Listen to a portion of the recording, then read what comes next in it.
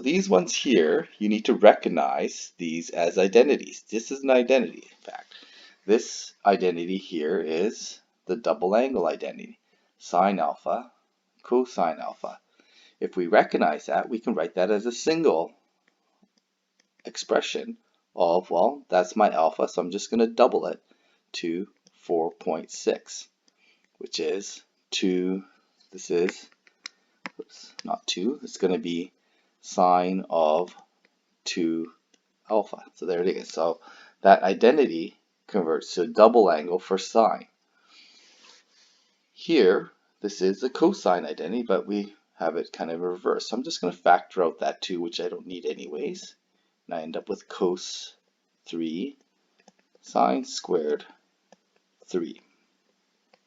Well, this is an identity here. That's a double angle identity for cosine. Okay, so I'm just going to write like this. So it's going to be cosine squared alpha minus sine squared alpha. So I'm going to end up with this identity here is inside the square brackets, that's cosine 2 alpha. Okay, well, if that's the case, then inside here should be cosine of double that angle, which is cosine of 6. Okay, so these problems here are ones where you have to recognize the identity that is embedded inside those expressions.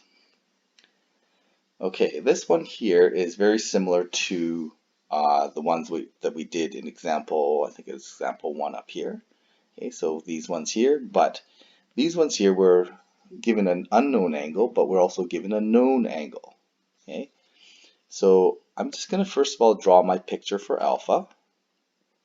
Okay, it's in quadrant 3. It's going to be -2 over 7. So when I do my Pythagoras, I should get -√45.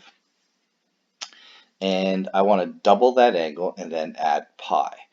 Well, the adding pi I could do geometrically, but we're going to do this algebraically as well, because we know we have to use the identity because of the 2 alpha. This is alpha. I don't have a picture for 2 alpha, so I cannot use any of these ratios for 2 alpha. I need to break it down into a single angle. So I'm going to do this. I'm going to use the cosine identity to start for the sum. So it's cos minus sine. And again, I'm getting that straight from my formula sheet. Cosine of pi and sine of pi. Well, cosine of pi is -1, sine of pi is 0. I can actually work that out. So I end up with cosine of 2 alpha times -1 minus, well, this is all just going to be 0. I don't even need to work out that part.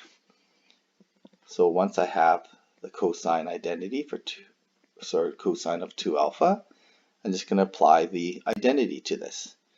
This time I'm going to use a different one. I'm going to use, which one? Let's see. Let's try the second one, 2 cos squared alpha minus 1. So going back down, where's my problem? We're going to use 2 cos squared alpha minus 1. Okay, now you can use a different one, doesn't matter. They all will work the same. So minus 2. Now I have a picture for cosine. There's my cosine alpha, -√45 over 7. So I'm going to take that cosine ratio, square it, times it by 2, minus 1.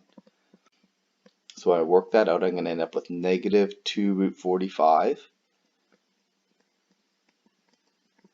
Need a common denominator, so it's going to be -7 over 7. Okay, oops, so it's going to be, I forgot to square that, didn't I? Okay, so I'm going to square that.